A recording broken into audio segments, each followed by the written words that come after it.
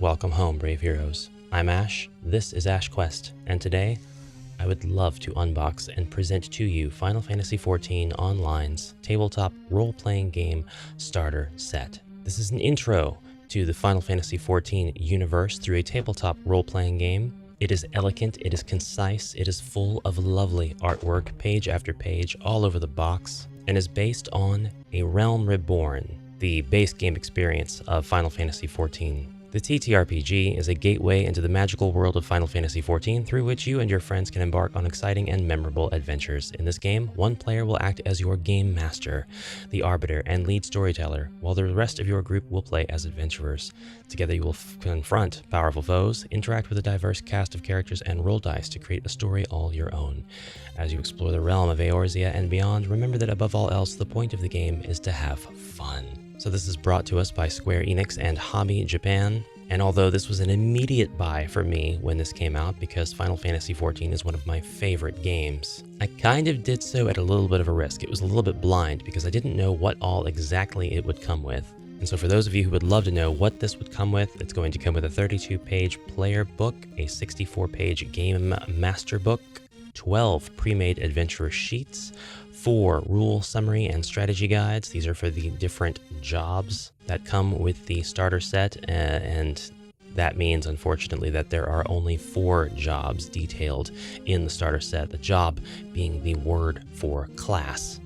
4 marker and character token punch-outs. These are 4 sheets. 16 dice. There are 6 d20s and 10 d6, and there are 3 encounter maps. So, without even more ado, let us open the box. Beautiful artwork on the box, a pretty small package overall considering. This was about $60, I think, USD before shipping for this game system. The underside of the lid has an encounter overview, checks, transitioning to a new phase, enfeeblements. It defines things like damage over time and various status effects and states. Then we have the bag of different dice. We'll get into what the different colors mean shortly. Then we have the player book.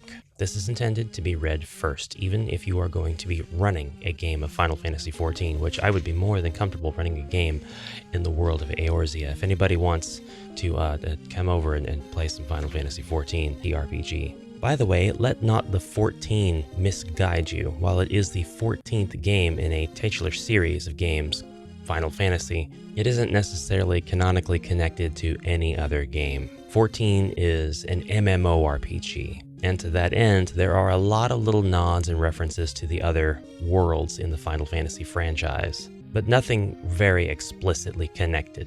In other words, 14 is a game that is enjoyed all on its own without any prior knowledge of any other game, and so this TTRPG follows suit. Here we have the story of Hydaelyn, which is the planet on which all of our events take place, and a summary of the Lesser Moon, Dalamud, and the summoning of the Elder Primal Bahamut. This is the core story to Final Fantasy XIV, A Realm Reborn, which is the base game, and since it came out, there have been a number of expansions. I myself am just a little bit of the ways through Shadowbringers, which is the 4th expansion to the game, but since Shadowbringers, there have been, well, with Dawnbreaker just now releasing 3 more expansions, so I'm only a little bit more than halfway through the entire experience. Now, I've flipped through this and the Game Master book, and I have to say they are very clean.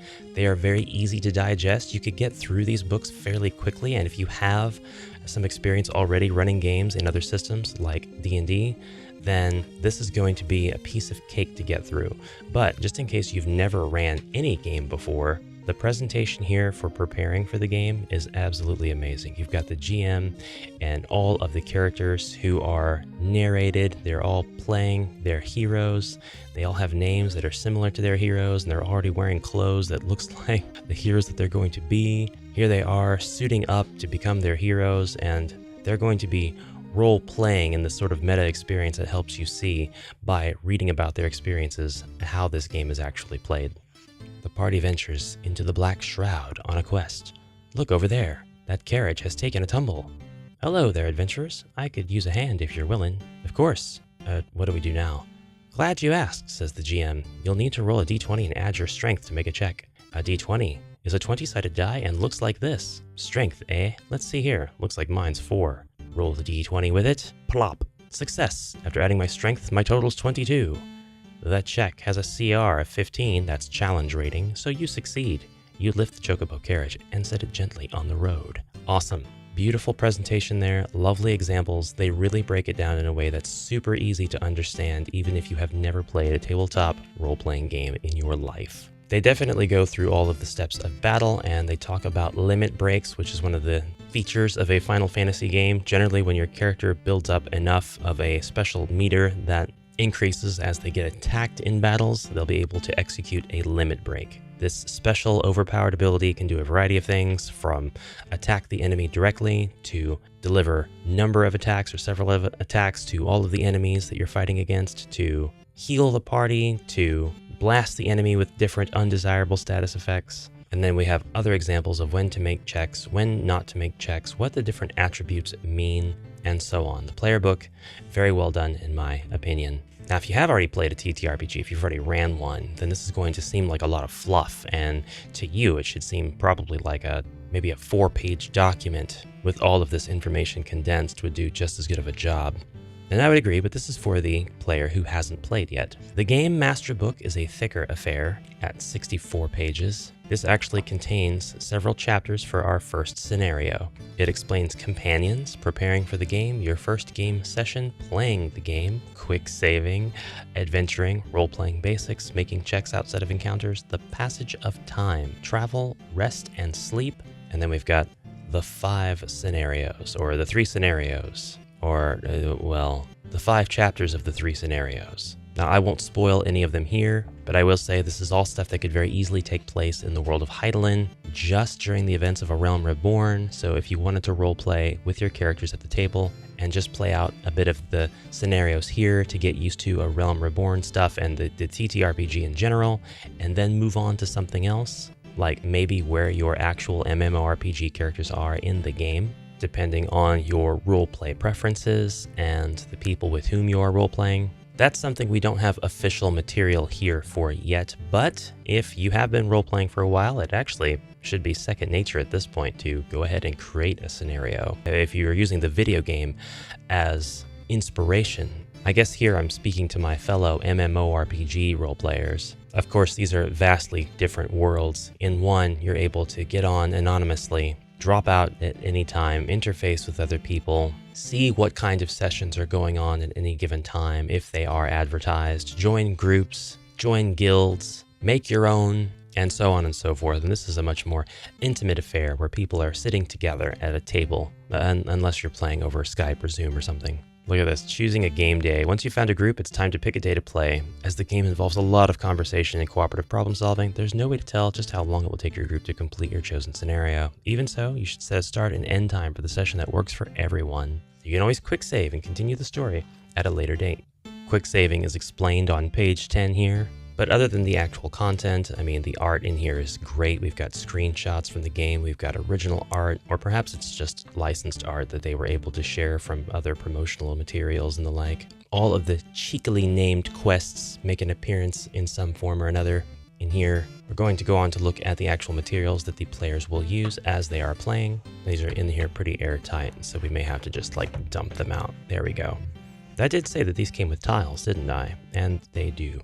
We've got tiles that you can punch out of sheets here to help create your worlds on which the game is played and to help you illustrate the combat. We've also got stuff here like markers for your companions of the different varieties, enemies along with their level, Lazy Lawrence, Magitech Scorpion, the companion's true nature as chocobos, more enemies, character tokens, and these tokens could just as easily be replaced or proxied with the miniature of your choice. You're not locked into any particular gender or job or role. You can choose any class with any race and so on. The book doesn't actually have any sort of details as to what happens when you choose from different races, and it doesn't even give you really a comprehensive listing. If you have played the MMORPG, then you know you can play a Hyr, which is basically the human, an Elezen, which is basically the elf, a Lalafell, which arguably could be a dwarf or is kind of more like a gnome. It's a very short race of beings. They like to talk a lot. A Rogadin, I don't know how to describe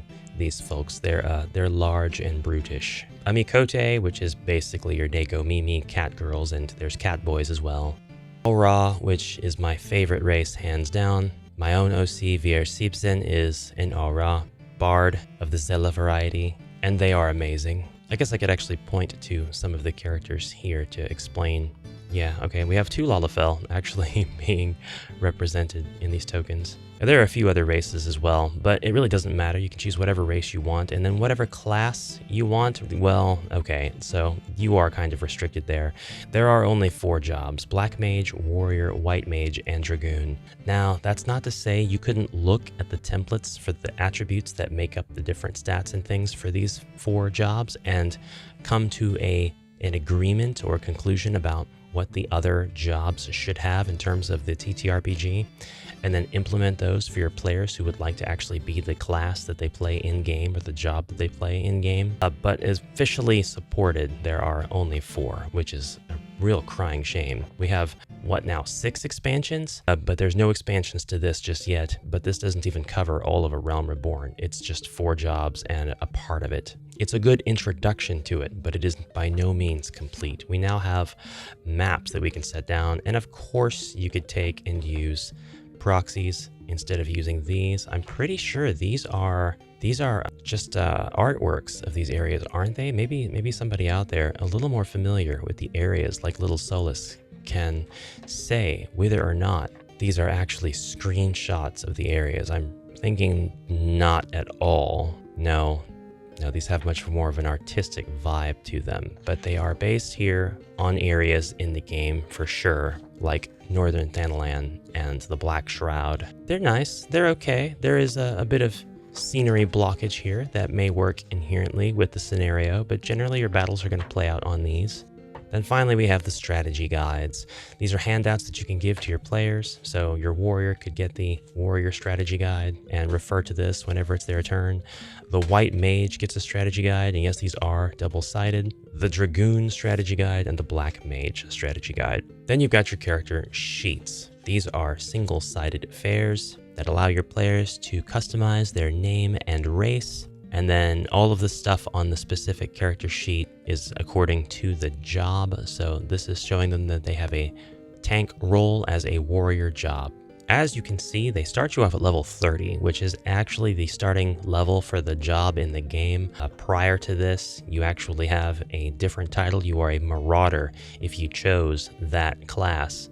And it's with the knowledge that you're on the road to becoming a warrior. Once you become a warrior, you get your job crystal, and that entitles you to new abilities and is basically your class for the rest of your campaign. In the TTRPG, it's a little bit different. You just start out as the job instead of having to work your way up to it with skills and abilities that come to the player's character prior to level 30. You just start with all your level 30 stuff. Man, it's nostalgic seeing some of the icon art here. Rampart, this is actually the icon used in the game, so it was a really smart move not to reinvent the wheel there and just go ahead and include the video game's icons. Now when you reach level 40, you will be able to use the next character sheet. And everything is basically the same, but now you have new traits and other effects, and you have a couple of new abilities, such as Inner Beast and Vengeance and Arm's Length. Your max hit points also goes up, but I noticed absolutely none of the other primary or secondary attributes increase in any way. The level 60 character sheet for the warrior, which is the last one in the warrior set, actually does increase the primary attributes, which is great, and it gives you even more primary, secondary, and instant abilities. Actually, just primary and secondary abilities. Warrior is not my main job in Final Fantasy, so somebody out there will have to tell me if these abilities are the ones that you get when you do become a level 40 or a level 50. Of course, you get the same thing for your Dragoon job, as well as your Black Mage job, which share the color because red means DPS, blue means tank, and green means healer. Our healer being the White Mage. And yes, just as a reminder, while this does show a portrait of a Lalafell, you can be whatever race you'd like. I think I said something to the effect earlier, is you are not locked in terms of race, class, gender, all that. Well, mostly that's true. You just have the limitation of which job you can pick and which role that job is slotted into. Warriors are always tanks. There is no DPS warrior. There is no healer warrior, for example. So I did misspeak a little bit there. Finally, we have an awesome map of Hydaelyn, or at least Eorzea, printed in the bottom of the box. You can learn to read Eorzean script. This is Ul'dah, nestled in the heart of Thanalan. North of that is Mordona. To the west, across the sea, is Limsa Lominsa. North we have Ishgard, one of my favorite places in the game, but nothing will top, for me, Gridania and the Black Shroud. Girabania is also a really nice place too, very pretty, lovely, foresty, hilly, mountainy area. The Forbidden Garlean Empire is nestled in the corner. The map is actually a bit more extensive than this once you take into account all of the video game expansions. And again, that is something that you can definitely take into account when you are creating your own custom campaigns for Final Fantasy XIV, the TTRPG. I just realized we did not go over why there are so many different colors of dice, and that's because I forgot, and also because I just looked it up in the indexes and I couldn't find in indices the information. I know that I've seen it before, but hey, I'll show you the dice anyway. Instead of a 20, we actually get the lovely meteor symbol. That's unique to the 20-sided die. We don't get that on the 6-siders. But we have plenty of dice here to play with. It just became evident to me exactly what all this is for. These are the dice you'll give to your healer, to your tank, and then 2 sets of red because 2 DPS, of course. It's the white and black die I'm not sure about. But I mean, it's not absolutely necessary to have all of these different dice anyway, and you could just as easily have your players bring their own dice. 1 D20 and 2 D6 will solve pretty much whatever problem you have there for dice with this game. And that is my unboxing of Final Fantasy XIV TTRPG. I just think this is nice to have, and I would love to know if they're going to come out with any expansions to represent Heaven's Ward, which is one of my favorite expansions in the game, or Stormblood, Shadowbringers, Endwalker, Dawntrail, because if so, I would love to supplement my potential TTRPG experience by buying those and offering them to my players that I would have in an ideal world. So let me know what you thought about this product, and thank you so much for watching. This isn't really a Final Fantasy XIV kind of channel, but if anybody out there has ever run into Eorzea on the Goblin server, say hi. Have a fantastic rest of your day, and bye for now.